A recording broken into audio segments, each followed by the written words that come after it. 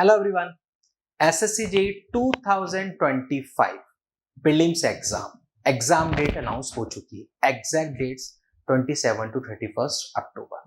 पहले जो कैलेंडर जारी हुआ था उसमें भी अक्टूबर ही एग्जाम डेट थी, लेकिन अब एग्जैक्ट डेट आ गई है। तो आप में से बहुत सारे वो स्टूडेंट जो कि जस्ट अब एग्जाम डेट आने के बाद अब अपनी तैयारी शुरू करेंगे, जस्ट अभी पास आउट हुए हैं और अब अपनी तैयारी शुरू करेंगे एसएससी जेईई के लिए। तो सर, सबसे बड़ा जो सवाल है उन बच्चों के दिमाग में यही है कि सर, क्या अब एसएससी जेईई की तैयारी शुरुआत करके हम लोग एसएससी जेईई प्रीलिम्स को क्रैक कर सकते हैं, और अगर हाँ तो क्या और कैसे इस तैयारी की शुरुआत की जाए? बिल्कुल सर, आपका जो सर ये क्वेश्चन आपने जो पूछा बच्चों के बिहाफ पर बहुत बढ़िया, क्योंकि पता है सर, ज्यादातर बच्चों के दिमाग में यही आ रहा है कि हो सकता है कुछ बच्चा जस्ट पास आउट हुआ और कई सारे बच्चे सर 1-2 महीने से तैयारी कर रहे हैं, अभी जस्ट स्टार्ट किया है। तो कई बार दिमाग में आता है कि क्या मैं 8 महीने में, जैसे अभी तो 5 ही बचे हैं, हाँ। क्या 5 महीने में 6 महीने में क्या प्रीलिम्स क्वालिफाई किया जा सकता है? तो सर मैं इस एग्जाम को काफी टाइम से ऑब्जर्व कर रहा हूँ, तो मैं इसमें सर एक चीज देख रहा हूँ कि ये जो एग्जाम है ना, ये सर इसमें स्पीड बहुत मैटर करती है। रही बात कंटेंट की, तो कंटेंट बहुत ज्यादा डेप्थ में नहीं पूछता है, और अगर आपने पूरे सिलेबस को कर लिया, और मुझे लगता है कि 4-5 महीने में सर आराम से सिलेबस कवर किया जा सकता है, तो अगर आपने पूरा सिलेबस कर लिया तो इजीली आप क्रैक कर सकते हो। सर एक बात मैं ऐड करूंगा, फिर अपन वीडियो आगे बढ़ाते हैं। आजकल बच्चों के दिमाग में सर अजीब सी एक कहानी चल रही है, अजीब सा मतलब एक मार्केट में माहौल बना हुआ है। हो सकता है जो नया बच्चा भी तैयारी करे उसको ना पता हो, लेकिन जैसे तैयारी करना चालू करता है ना 2-3 महीने, उसको एक कहानी अलग ही और हो गया है, क्योंकि इतनी इन्फॉर्मेशन आजकल मिली लोगों को कि लोगों को लग रहा है कि हम जब 20,000-25,000 क्वेश्चन लगाएंगे तो एग्जाम में सिलेक्ट होंगे। ये सर बहुत नेगेटिविटी फैली हुई है। सर कोई भी टॉपिक है, अभी सर पढ़ाते हुए पढ़ा रहा हूँ कि अगर किसी टॉपिक को समझना है तो मुझे ऐसा लगता है कि कोई पर्टिकुलर टॉपिक है उसके अगर मैं 5 से 10 क्वेश्चन कर लेता हूँ तो मोर देन सफिशिएंट होता है। तो अगर समय कम है तो नंबर ऑफ क्वेश्चंस की प्रैक्टिस कम करके, साथ का सिलेबस को कवर अप करके, एग्जाम को ध्यान रखते हुए तैयारी बहुत आराम से। प्रैक्टिस का गेम है, हर एग्जाम है ना, प्रैक्टिस करनी है, लेकिन वो प्रैक्टिस 20,000 रटने में सर रटते हैं सर कुछ, फिर पता है टाइम क्या कोडिंग बच्चा पता है सर क्या होता है, कहता है कि सर वो पीवाईक्यू से क्वेश्चन ही नहीं कोई मैच किया। अरे भाई, पीवाईक्यू से क्वेश्चन नहीं आता है, हर बार नहीं आता है। कंसेप्ट को पकड़ो आप, कुछ क्वेश्चंस कम लगा लो, लेकिन आप अपने कंसेप्ट्स को स्ट्रांग, बेसिक्स पे क्वेश्चंस ज्यादा उठते हैं। तो सर यहीं पर अपन देख लेते हैं एक बार कि आखिरकार जो बच्चे नए हैं उनके लिए किस तरीके से इस प्रीलिम्स के एग्जाम को आपको पकड़ के चलना है, ताकि 5 महीने में इजीली आप अच्छे मार्क्स ला पाओ, ताकि मेंस के लिए क्वालिफाई हो।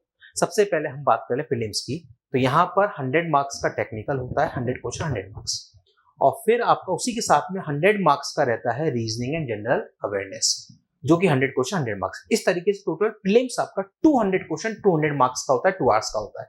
तो सर यहाँ पर मैं आपसे पूछना चाहूंगा, सर टेक्निकल की अप्रोच क्या रखें?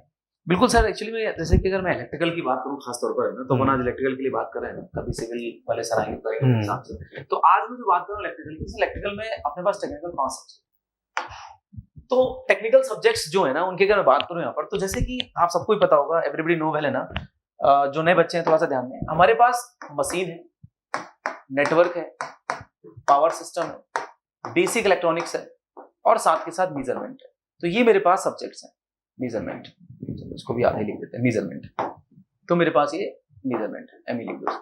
तो देखिए, मैं कहना ही चाह रहा हूँ कि सर यहाँ पर क्या है कि टोटल 100 मार्क्स का पेपर है। अगर टेक्निकल की बात करता हूँ तो नॉन टेक का भी 100 है। तो यहाँ पर आपके पास ये जो 100 मार्क्स है ना, अब 5 ही सब्जेक्ट है, सब्जेक्ट बहुत ज्यादा नहीं आपके पास है, जिसमें से आप देखेंगे कि ये जो 3 सब्जेक्ट ऊपर के हैं ये ऑलमोस्ट 80 मार्क्स कवर अप करते हैं, और जो नीचे के 2 हैं ये ऑलमोस्ट आपके 20 मार्क्स कवर अप करते हैं।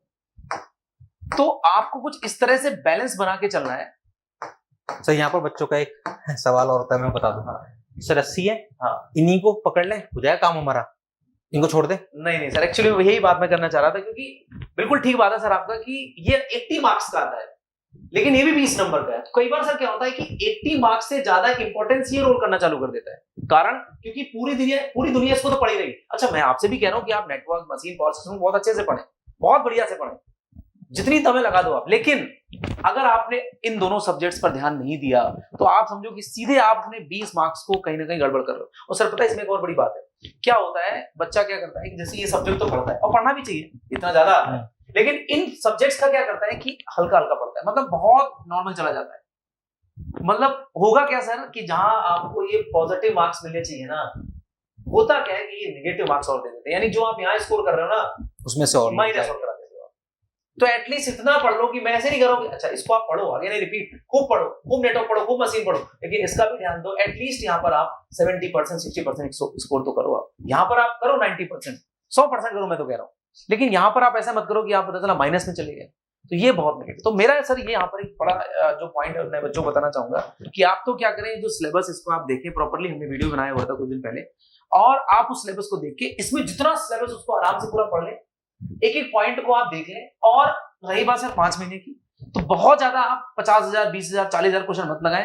आप तो जो टॉपिक है उसके जो क्लासेस में क्वेश्चन कराए जाते हैं या कुछ उसी तरह के क्वेश्चन की प्रैक्टिस करो और मॉक। सर यहीं पर मैं एक और चीज ऐड करना चाहूंगा नॉन टेक्निकल के बारे में। बिल्कुल सर। नॉन टेक्निकल में सर रीजनिंग है और साथ में जनरल अवेयरनेस। जनरल अवेयरनेस में एक तो है आपका जीके और दूसरा होगा साइंस। रीजनिंग में 50 क्वेश्चंस, इसके 50 क्वेश्चंस। ये 50 में से आप ये मत सोचो कि 30-35 आ गए मैं बढ़िया मार्क्स आ गए, नहीं, 45 प्लस मार्क्स चाहिए ही चाहिए। आते हैं सर इतने मार्क्स, इतने मार्क्स चाहिए होते हैं सर। एक पटना बच्चे थी सर, उसके 49 मार्क्स आते हैं जस्ट सर हैं, 45 से ऊपर का ही मैक्सिमम रेंज है। यहाँ पर जब आप देखोगे तो जीके में Indian history, polity, geography, economics बहुत बड़ा वास्ट है। और जीके ऐसा नहीं आपने नहीं पढ़ रखी, हर एक इंजीनियर ने नहीं पढ़ रखी, तो जीके में सबके ही हाथ तंग होते हैं, तो वहां पर ज्यादा परेशान नहीं होना आपको। लेकिन इसमें 50 जो क्वेश्चन होता है उसमें मेजर वेटेज होता है साइंस का, फिजिक्स, केमिस्ट्री, बायो। स्ट्रॉन्ग करो उसको, इसको छोड़ना नहीं। जैसे सर ने कहा 20 नंबर, हाँ, तो यहाँ पर ऐसा नहीं कि इनको छोड़ दो, नहीं, अगर इसको छोड़ दिया तो काम नहीं चलेगा। यहाँ पर आपको 50 में से 25 से 30 नंबर चाहिए होंगे, ये आपको मैं मान के चलना है। और इसके लिए क्या करना है, साइंस और करंट अफेयर्स इनको अच्छे से कवर करो और उसके साथ में बाकी का जीके, तो आप इसको कर ले जाओगे। नहीं सर? बिल्कुल सर। सर बताइए, मैं एक पॉइंट और ऐड करूंगा। जैसे होता क्या, बच्चा क्या करता है टेक्निकल में सर अच्छा कर ही लेता है, मतलब यहाँ पर तो मैंने कई बच्चों को देखे कि 90 मार्क्स भी लिया था, 90 मार्क्स लिया, और सर यहाँ पर मान लो 40 लिया था एग्जाम के तौर पर, तो या तो कितने हो गए, 90 और 40 130, मतलब 45 मान लो आप जो बोल रहे हो, है ना। तो यहाँ पर 135 आ गए, क्वालिफाई भी हो जाते हैं आज इतनी कट ऑफ जा रहा है, इसी के आसपास आप देख पा रहे हैं, तो 135। लेकिन सर मैंने देखा है कई बच्चों की जहाँ आपने बोला 25-30 नंबर 5 नंबर ला रहे हैं सर, 3-3 नंबर आ रहे हैं सर।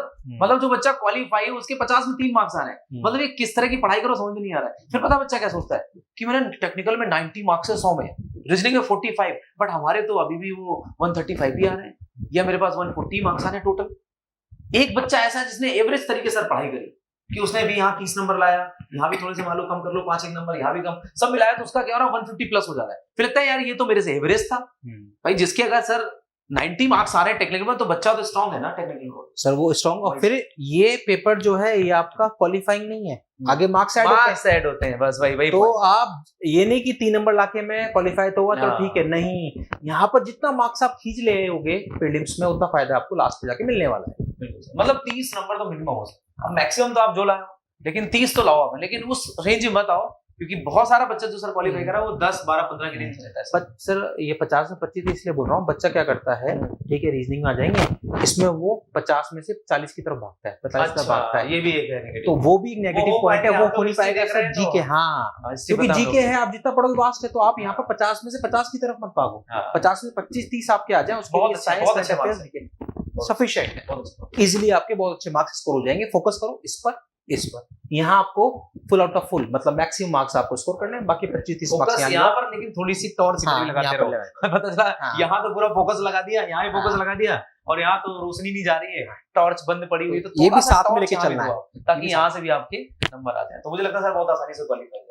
और वही बात सर, वो टफनेस की तो मैं वापस बता दूं, यहाँ स्पीड टेस्ट है, बहुत टफ नहीं आता है, पूरा सिलेबस आप एक बार पढ़ लो, गो थ्रू लो, जो फैकल्टी पढ़ा रही क्लासेस ज्वाइन करो, उनको बस पढ़ते रहो, वही क्वेश्चन प्रैक्टिस करो। बहुत ज्यादा आपको 50,000 क्वेश्चन लाने की जरूरत नहीं है सर, बाजार में किताबें अवेलेबल, लोग लाते हैं उठा, ऑनलाइन मटेरियल अवेलेबल है सर, मतलब कहाँ बच्चा ट्रैप है समझ में नहीं आ रहा, तो आपको तो बस वही करना है जो टीचर्स गाइड कर रहे हैं क्लासेस में, उनको करो, और साथ के साथ आप ठीक है अभी 5 महीने से 2-4-5,000 क्वेश्चन लगाया जा सकता है, बेसिक कंसेप्ट बस पूरे करो, उसके बाद क्वेश्चन लगाओ। और हाँ सर, आपकी तो सीरीज भी चल रही है शाम को 9 बजे, एसएससी जेई संपूर्ण, एसएससी जेई आरआरबी जेई, बिल्कुल वो तो चल ही रही, बच्चे ले भी रहे हैं, संपूर्ण एसएससी आरआरबी चल रही है। और सर बच्चों को पता भी है कि इसमें नेटवर्क ही केवल नहीं होगा, इसमें सारे सब्जेक्ट्स होंगे बैक टू बैक, और ये पूरा मॉड्यूल अगले 5 से होंगे जो कि लगातार चलेगी। और इसलिए बार बार रिपीट करता रहता हूँ कि सीरीज को मिस मत करिएगा, क्योंकि ये सीरीज बनाई आपके लिए गई है, और इस तरह से अपन इसको इस बार ट्यून कर रहे हैं कि आप अगर इस सीरीज को फॉलो करते हैं तो आप यूट्यूब से ही मतलब पढ़कर बहुत अच्छा कर सकते हैं और एकदम एग्जाम क्वालिफाई कर सकते हैं। क्यों सर?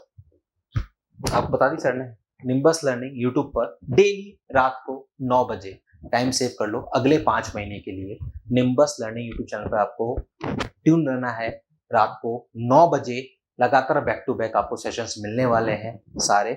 बाकी ब्रांचेस के लिए भी आपको स्टार्ट हो जाएंगे सेशन। और हाँ, अगर आपको डिटेल्ड में कोर्स देखना है, डिटेल में प्रैक्टिस अगर आपको करनी है, तो उसके लिए निम्बस लर्निंग एप्लीकेशन पर आप विजिट कर सकते हैं। वहां पर भी एसएससी के कोर्सेज आपके अवेलेबल हैं। तो ऐसे ही और भी बहुत सारे इंपॉर्टेंट अपडेट्स हैं, इंपॉर्टेंट स्ट्रेटेजीज हैं जो कि आपको एसएससी जेई के एग्जाम को क्वालिफाई करने के लिए चाहिए हैं। तो वो सब आपको मिलेगा निम्बस लर्निंग यूट्यूब चैनल पर। चैनल पर अगर नए हैं, चैनल को सब्सक्राइब जरूर कर लो ताकि सारे अपडेट्स आपको मिलते रहें। मिलते हैं अगले वीडियो में। होप सो ये आपको स्ट्रेटेजी पसंद आई होगी। नरसिंह सर ने जो बात कही उन बातों का आप ध्यान रखें ताकि आप इन 5 महीनों में एक बेस्ट स्ट्रेटेजी के थ्रू अपनी तैयारी करके प्रीलिम्स को पहले अटेम्प्ट में क्रैक कर पाए। मिलते हैं अगले वीडियो में अगले नए स्ट्रेटेजी के साथ। Thank you.